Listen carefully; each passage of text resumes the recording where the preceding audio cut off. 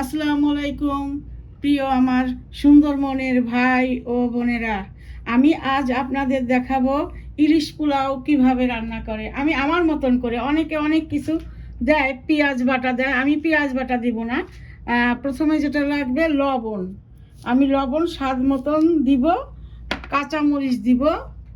আর এই এই পট দেখতেছেন, এই পটের আমি 4 পট পোলাও চাল, কালি জিরা পোলাও চাল নিছি, ক্লিন ধুয়ে নিছি আমি, ধোয়ার পরে এরকম।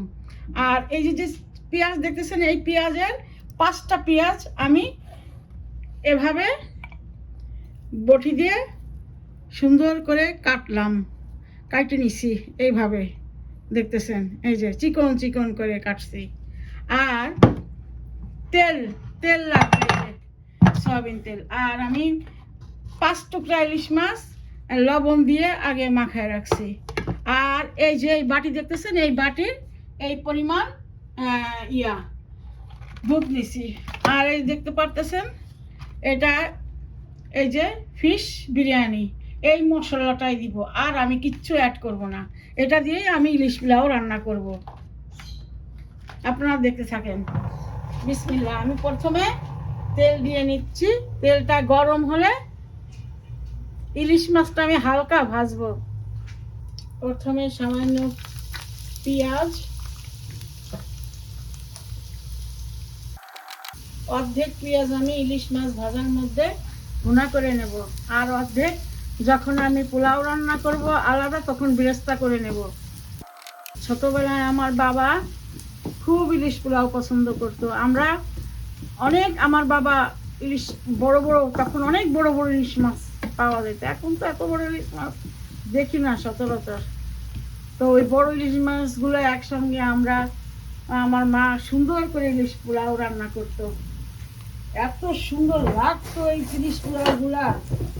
আমরা অনেক খুব মজা করে আমরা খাইতাম। মার হাতে ইলিশ পোলাও তো ওরকম হবে না।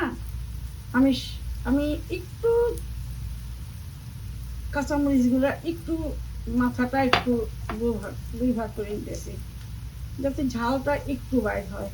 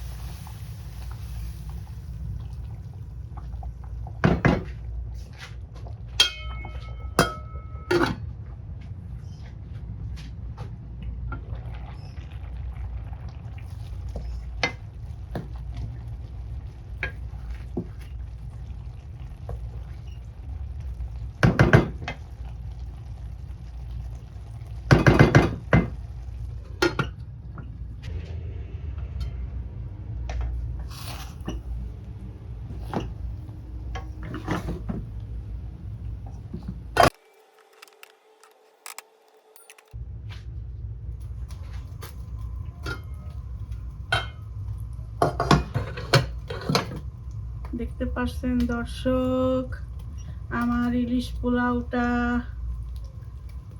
কেমন হয়েছে। এখন আমি একে একে মাছগুলো আমি এইভাবে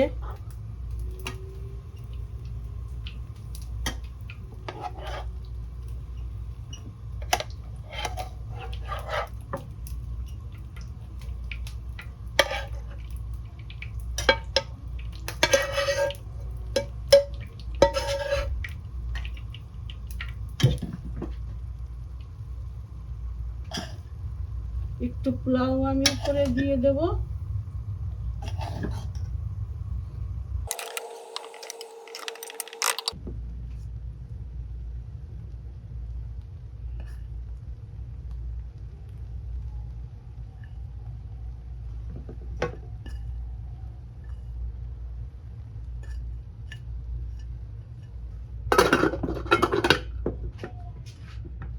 দেখেন আমার ইলিশ পোলাও কেমন হয়েছে আমার প্রিয় ভাই ও বোনেরা।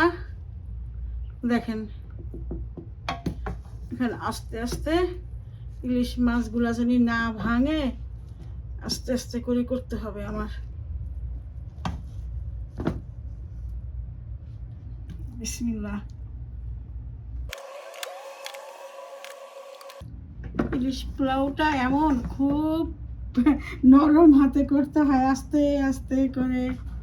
মাছগুলা ভাঙে গেলে খারাপ লাগে নিজের কাছে।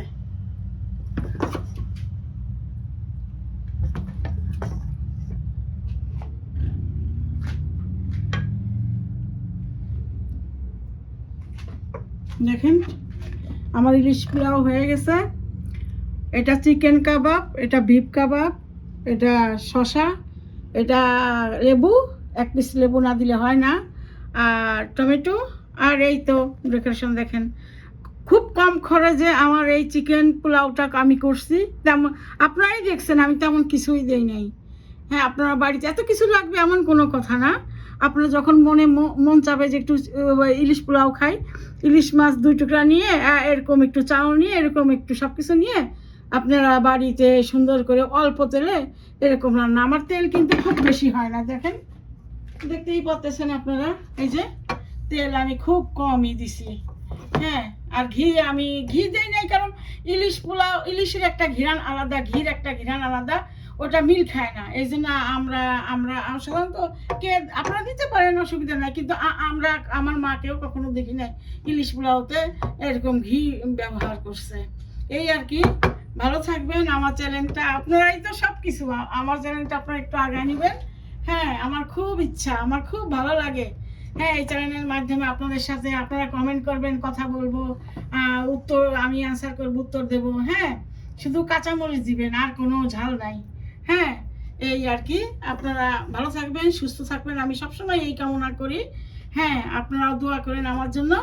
আমার চ্যানেলটা আপনারা সাবস্ক্রাইব করবেন, আর পাশে থাকা বেলকনটি অন করে দেবেন, যাতে আমি যে রান্নাগুলো দেই কিংবা যা কিছু আপনাদের জন্য করি ওটা আপনারা সঙ্গে সঙ্গে দেখতে পাবেন। আর একটা লাইক দিবেন, আর কমেন্ট তো করবেন। এটা আমি চাবো কেন, আপনারা তো কমেন্ট করবেনই। দেখেন না আমি কত সুন্দর অল্প খরচে রান্না করছি। হ্যাঁ, আর আপনারা অবশ্যই আমার নেবার যারা দেখতেছেন আপনারা আসেন, এই 2 3 4 আজকের দিনের মধ্যে আসলে আপনারা খাইতে পারবেন, এটা আমি কনফার্ম। আমি বলছি জানি। আসেন, ভালো থাকবেন।